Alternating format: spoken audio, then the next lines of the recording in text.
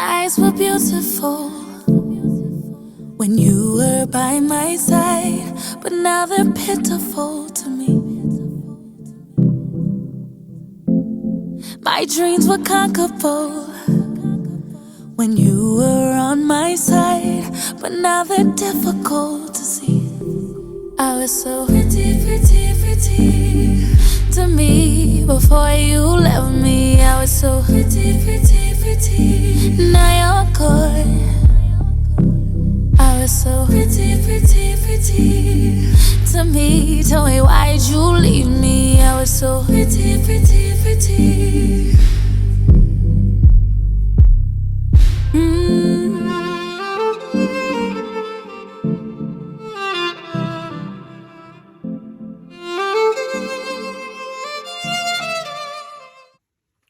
Hey guys, I know.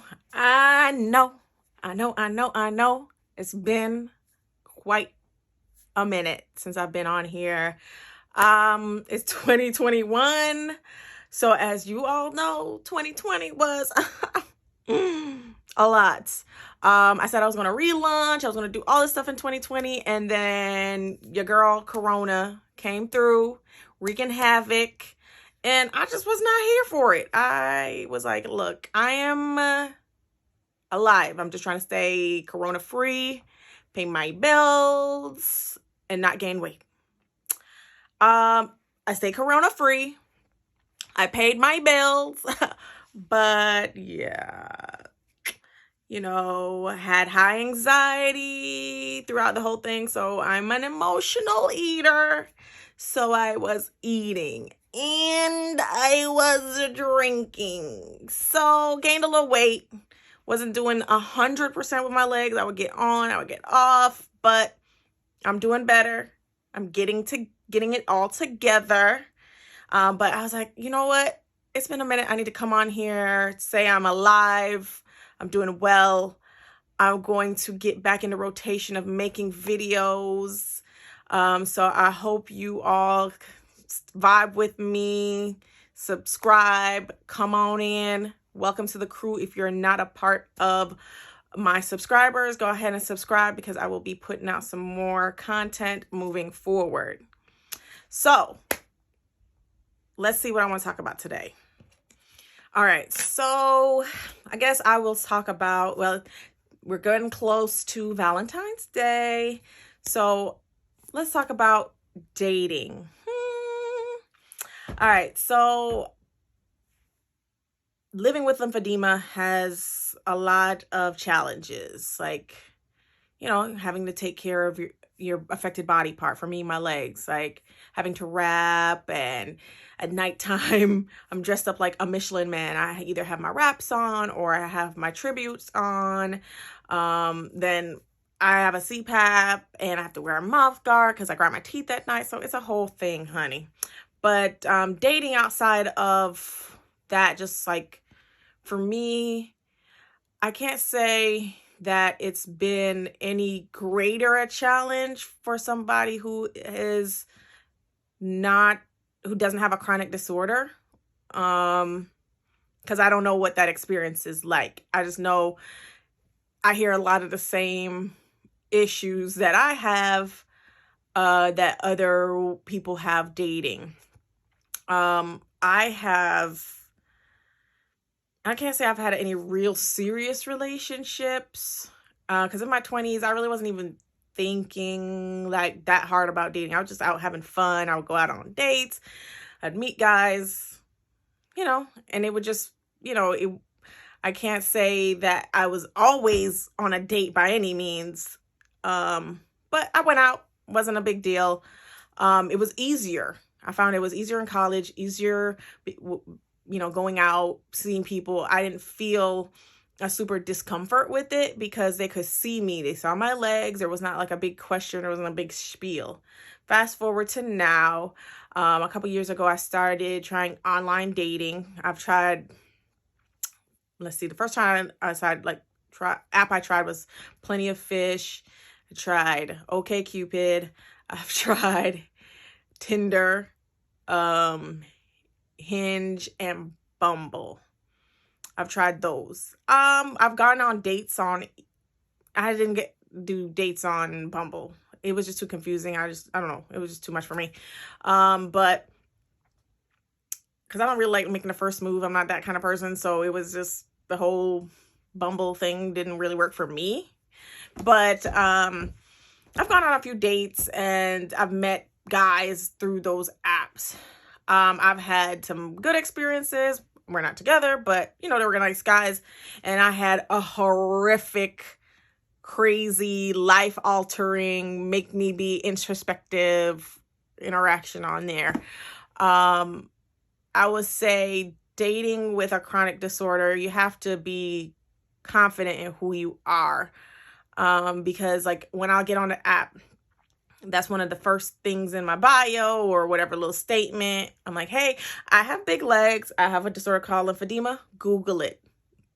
If you can't handle it, you're not interested, cool, don't match. I'll still have guys, oh, you're beautiful, you're this and that and this. And as soon as I bring up, like, did you read my profile? Do you understand what lymphedema is? And they're like, huh, what? Okay, this is what it is. This is what my legs look like. They'll ghost or they'll unmatch. And I can't say it doesn't hurt my feelings because it does. But at the same time, I'm like, you're an idiot because I say that. So don't match. Like, if not you can't handle it, that's cool. Because there's a lot of stuff I personally dealing with somebody wouldn't want to deal with. Like, I don't like smoking. I just don't like the smell of it. I hate it. So I prefer not to date a smoker. That's cool. If you smoke, you might be a great guy. But I don't date smokers. That's just my thing. So if you don't like people with, or you're not interested in dating somebody with a disorder or big legs or big body arms or whatever, or somebody that's fat or somebody short or whatever, that's your personal preference. Okay, do you. Just don't be offensive. Don't try to go out your way to hurt anybody's feelings, and say what it is. So I think for me, those interactions just make me a little bit more cautious. Corona definitely had put a hamper on the dating because, it's Corona. I don't want to meet anybody new, go out, possibly get sick or get them sick or, it's just too much. So really didn't date a lot in 2020. People did, DM me and been in my inbox, but none of them were serious about anything. Everybody wants to chit chat and just be your friend, which is cute and cool. But if it's going to stay on a digital level and all you want to do is text and chat, I'm now 35. I don't want to give any energy to anything that's just going to be that. That's me. Maybe I have some room to grow there and, but nah. But overall dating, I can't say it has been harder based on it. I can say that it has played a component in certain aspects of me putting myself out there. The disastrous dating experience I had, I met him online. I actually swiped left on him and somehow he was still able to message me on one of those older apps that I used. And I was like, okay, he's not like my type, blah, blah, blah, but maybe there's a reason why. Let me give him a shot. And I knew something was off from the very first conversation that we had, but I felt like at the time I just wasn't confident and I was kind of desperate to like be in a relationship because, I'm getting up there in age. I want to get married. I want to have kids. And he says he wants all these things. He said he was, this is his profession and this is that. So I'm like, okay, there's some security here and all these kind of things flowing in my mind. So certain things I did overlook. But then my gut kept telling me something's not right. Something's not right. Over time, I had found out this man's name wasn't his name. This man's job wasn't his job. He made up a whole fake ID, child. Fake school. He even got a tattoo of a fraternity that he wasn't even a part of. Like, it was just a whole scam. And I'm like, I don't know why you're trying to scam me. I ain't got no money. So you can't get nothing. I ain't got nothing to give to be worth scamming. So I found out he had a whole girlfriend. And then I reached out to her and then she's trying to act like I'm crazy. And at that point I was like, you know what? I'm not fighting over no man. That's never going to be me. point blank, period. And it's not worth it. Like, he's a liar. So, I was trying to give her caution to like, hey, girl, I don't know if you're a part of this plot or what, but this is what's going on. Protect yourself. I don't know what else he's lying about. And she blocked me. Whatever. Good luck to her. Hope all is well. But yeah, so after that, I definitely became even more cautious of online dating. I was just grew suspicious. And then, I also had to question why I found myself in such a precarious situation. So I took time off for like 2 years. After that, I didn't date, I didn't talk to anybody, entertain anybody, because I wanted to work on myself. Why did I feel so desperate? Why did I overlook all the red flags that there were? Why did I let him gaslight me? All those things. And so, just realizing I wasn't being honest with myself on what it is I truly wanted, what I wanted for my life. So that's when I started really pushing myself to lose weight and taking care of my legs even more than I was, because I was on that path, but really taking that next step by having a weight loss surgery to really feel confident, get back to some of myself, really start pursuing just some of the fun stuff that I like to do, the physical things that I like to do, I did as a child or a younger adult, getting back to those things that made me happy. So ultimately after that, I definitely met some nice guys. Not all of them we weren't clearly on the same page. Like, they didn't know what they want. And I think that's just one of the things that I've come to realize. Like, a lot of men say one thing, and they're like, I've talked to guys like, or met online, and like 2 hours into conversation or 2 days, they're like, oh, I'm gonna marry you. Why? You don't know me. And then of course they're, the moment it starts to get more serious, they're, oh, I'm scared. It's too much pressure. Like, who's pressuring you? I was like, I just want to go out to eat. Like, hey, you ain't even got to pay, So, yeah, dating is dating in 2021. I'm going to keep at it. I'm taking a little break. I met a guy. Initially, he was all trying to be sweet and romantic, but it was only online. And when I was like, okay, let's exchange numbers, he was like, oh, let's take it slow. And I'm like, taking it slow is not exchanging numbers. Like, that's just basic communication.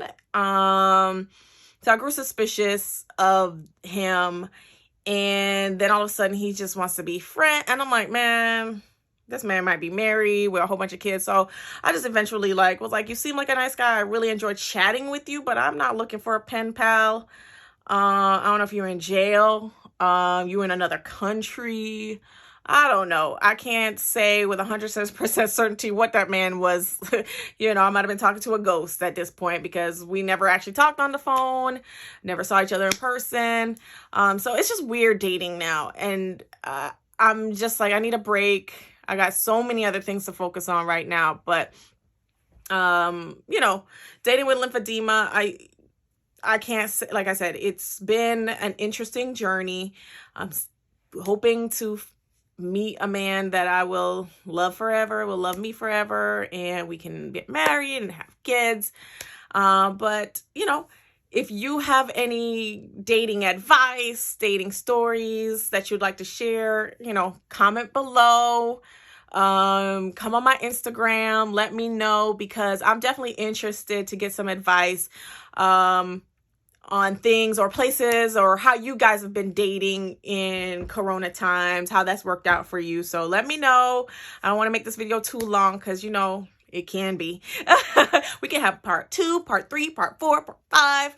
I could break it all down for you, but I will leave it here, guys. I appreciate you. Come back, subscribe, like, share, and more to come in 2021. Bye.